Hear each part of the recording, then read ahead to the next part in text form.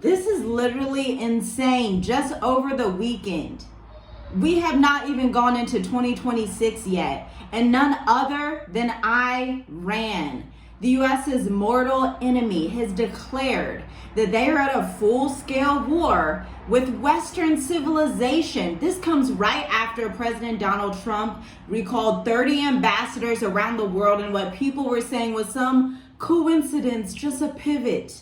And Captain Ibrahim Traore of the Sahel said there's going to be a black winter in West Africa. And now Iran is literally telling the entire face of the planet that they are at war with Western society, including America. So what does this mean for you as a traveler, an expat, an investor, a digital nomad, or retiree? Tune into this video and let's go through this together, because this is quite frankly insane.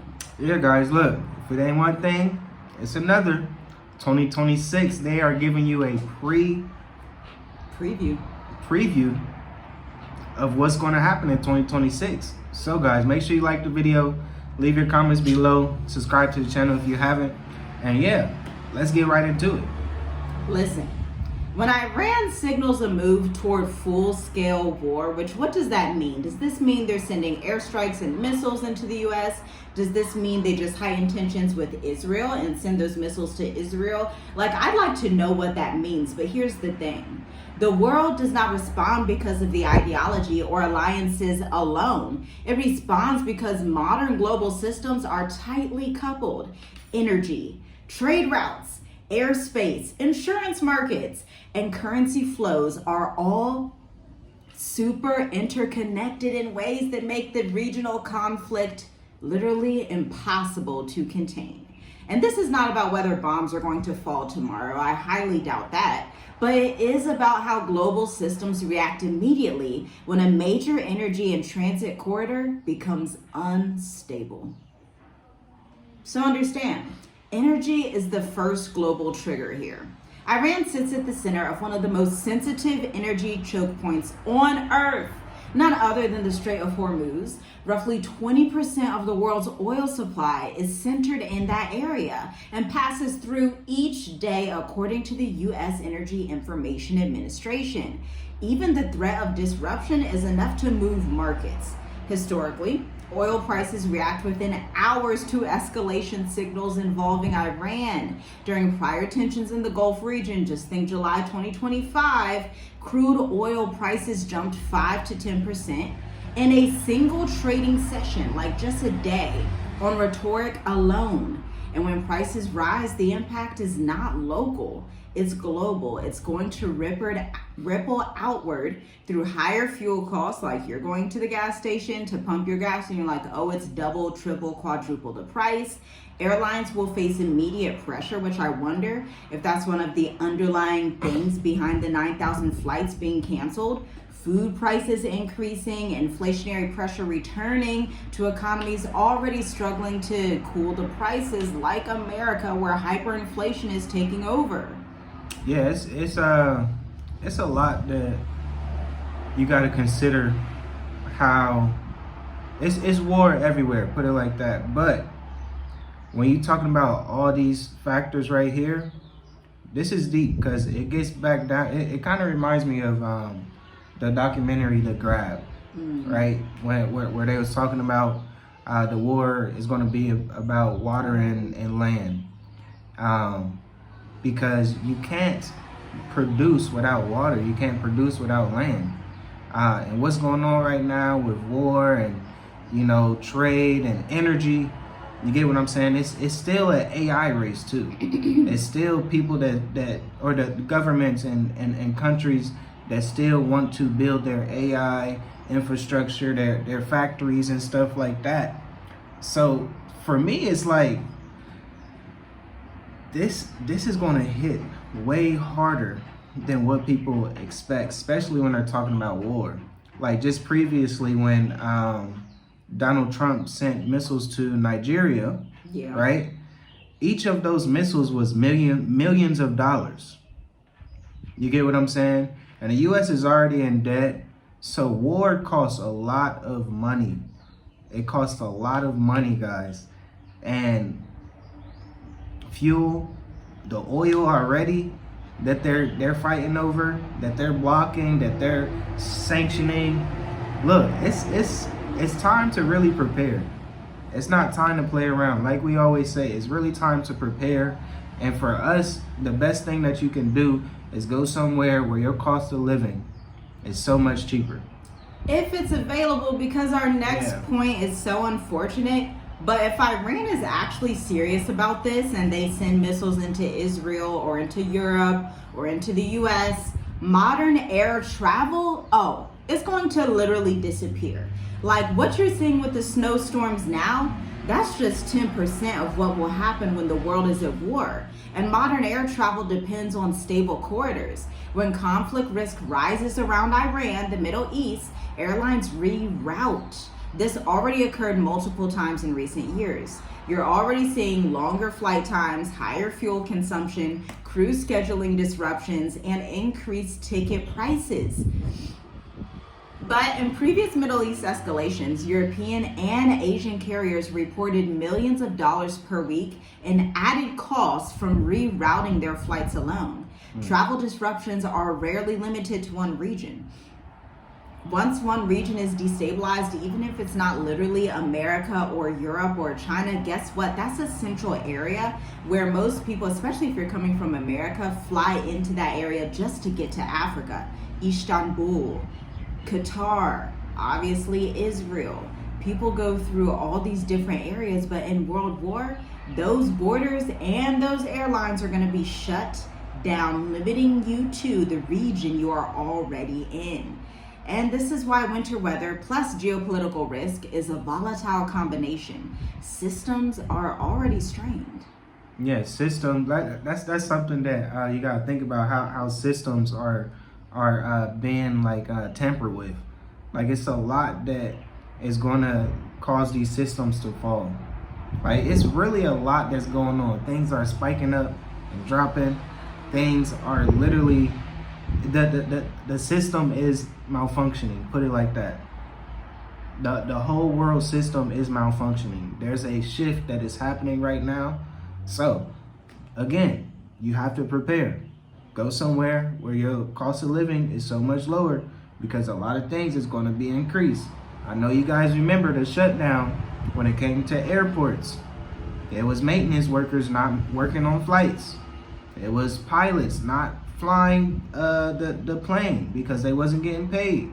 So all of this comes into play. This is real life situations. These are real life people that have to do these jobs and stuff that this is going to affect, and then it's going to affect the travelers. So it's a lot that you got to really take into consideration. Yeah, because this next point, it totally shocked me. I never would have thought about this in a million years until I started to do the deep research. Insurance and shipping are the silent accelerators. Now, if you're like, how the heck would insurance even have anything to do with World War? Well, my friend, when conflict arises across the globe, war risk insurance premiums spike, and some insurers will temporarily withdraw coverage. Shipping companies are going to slow down or reroute their cargo. And in past Gulf escalations in the region, maritime insurance costs increased by 30 to 50% in affected zones just within days. The cost is passed on to importers, exporters, small businesses in America, and ultimately consumers worldwide. But quite honestly, it's not even just small businesses in America that will be impacted. Walmarts, Targets, big businesses and small businesses alike are going to get those higher premiums pushed onto their customers through the price increasing, aka hyperinflation, that will be due to the oil tankers, the lack of container ships, grain and fertilizer shipments, and all the other logistical industrial components. Now, here's something else you should know. Financial markets react before governments do. Now, just recently in the last 2 weeks, we are in a rare phenomenon. Leave a comment down below if you know what it is. The rare phenomenon is none other than 3 commodities rising all at once. See, typically these commodities rise just singularly, like gold will be up or silver will be up.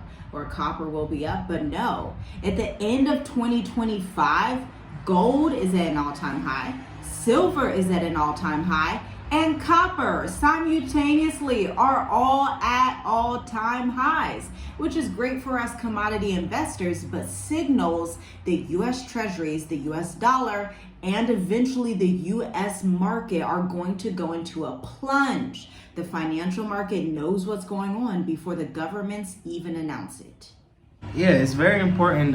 This is why we say on this channel, you really gotta you gotta understand these markets, right? Have some type of knowledge in these markets, because what's going on right now, you can take advantage of. Put it like that. Mm-hmm. But if you don't understand it, you're just gonna be in the rat race. You're just gonna be, just going with the flow of CNN, right?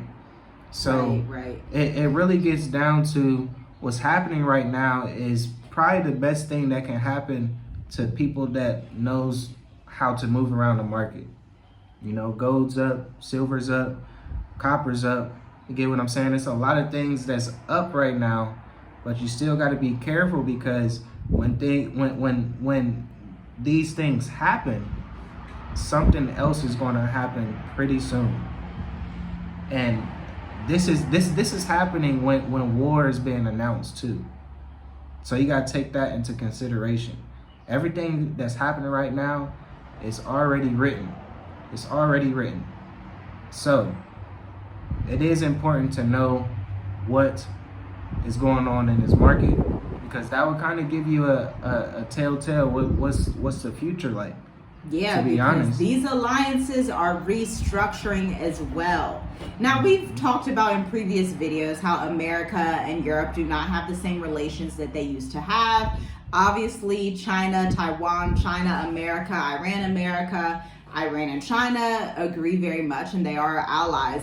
But you're going to see alliances break down or form, because Iran does not exist in isolation. It's literally just the middle of the global market, because that's such an important area for travel, logistics, and trade. And any escalation intersects with the interests of the United States, Israel, obviously, and the European Union, not even to leave out China, North Korea, Russia, the Sahel region, and all of Africa.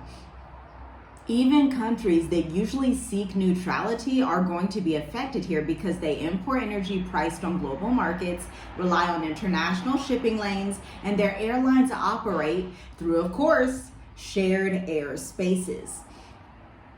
Yeah, that's something that recently, I believe we're not going to get too much into it, but Japan just kind of backed away from the United States. So just how she was just talking about relationships, Japan was a ally of America.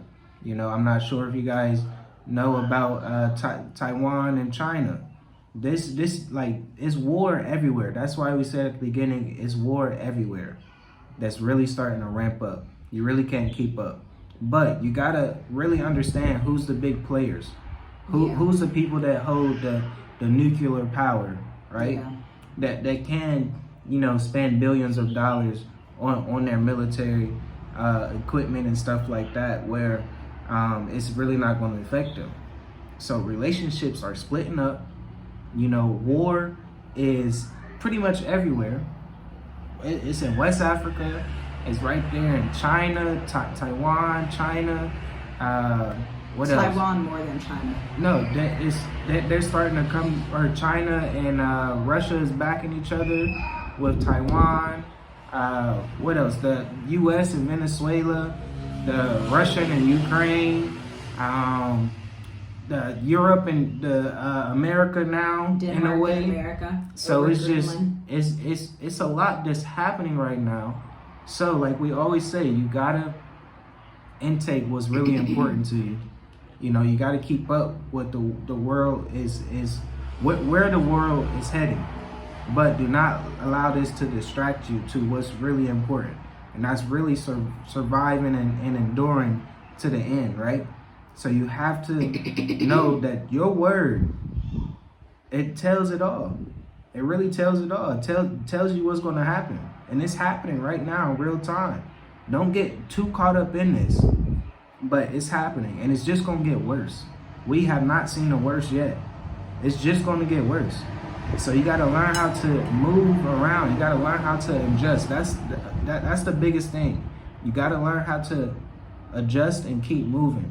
No matter what is going on, no matter what is going to affect you in the country that you are in, just know where are you going to be in the next 2 months, in the next 6 months, in the next year. So look at the bigger picture. You really do. Yeah, and choose a safe haven region, okay? Our safe haven region is Southern Africa and the islands, period. But let's talk about why this also pulls in the Caribbean, because again, these are not isolated incidents. All of this is working together, not for the good of Western economies, but eventually the good of Africa and Asia. African economies are importing fuel prices at a higher rate. Caribbean nations are dependent on tourism and sea airfare volatility. Asian manufacturing hubs experience shipping delays and higher input costs. So for a good amount of time, when this fully erupts and the volcano just spills over, people are not going to be moving different places. They're not going to be vacationing. They're going to be buying gold, buying silver if they're wise. But then the unwise are going to be searching for this oil, searching for what they need and trying to get it somewhere else when they should have prepared ahead of time. This is how a single political flashpoint alters planning assumptions across the entire earth. And this moment is not about fear. It's about understanding the behavior of systems. Modern conflict does not need to spread geographically to become global. It happens within seconds, within minutes, with the news headline like none other than Iran declares full-scale war, whatever that means, with the US. It's going to spread functionally through the energy markets, transportation networks, financial systems, insurance risk pricing. And this is why headlines matter less than consequences. Don't be caught on the wrong side of history. Prepare like the days of Noah's Ark. Prepare like Joseph did in Egypt. Prepare, because at the end of the day, if you swindle and spend all your resources and they're gone on foolishness, then you'll just be left looking back at what's going to become the Great Depression season of 2026 to 2036, wondering why you didn't make wiser decisions ahead of time. Yeah, guys, look, it's time. Like we always say, it's time to prepare. It's time to really think about the bigger picture and how this is going to affect you pretty soon. Like usually things happen and then it might not affect the little guy, I guess you can say, but now it's really starting to look that way, where it's going to really affect a lot of people. Get to a safe place, get to a Goshen, get to somewhere where your cost of living is 60% lower. It can just lower 60%. So, all praises to the Most High. I'll let you. Yeah, understanding how systems respond is literally the difference between reacting late and planning early. Welcome to the Global Mobility Boardroom with Journey with us. Shalom, shalom. Shalom, we'll see you family. in the next video. Peace.